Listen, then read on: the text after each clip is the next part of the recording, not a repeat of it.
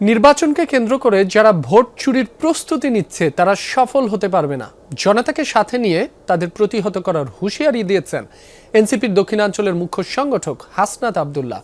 দুপুরে কুমিল্লার দেবিদ্বারের ইউসুফপুরে ভারতীয় আগ্রাসন বিরোধী পদযাত্রার অংশ হিসেবে আয়োজিত এক উঠান বৈঠকে এ কথা বলেন তিনি। হাসনাত আব্দুল্লাহ আরও বলেন, সুষ্ঠু নির্বাচনের মাধ্যমে যেন কুমিল্লার জনগণ তাদের পছন্দের প্রার্থীকে নির্বাচিত করতে পারে, সেজন্য এনসিপির নেতাকর্মীরা জনগণকে সাথে নিয়ে চেষ্টা চালিয়ে যাবে।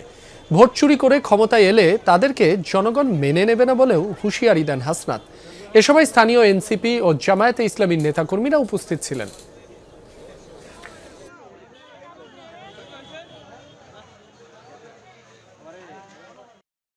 যারা ব্যাংকের টাকা চুরি করছে তারা এখন আবার ভোট চুরির প্রস্তুতি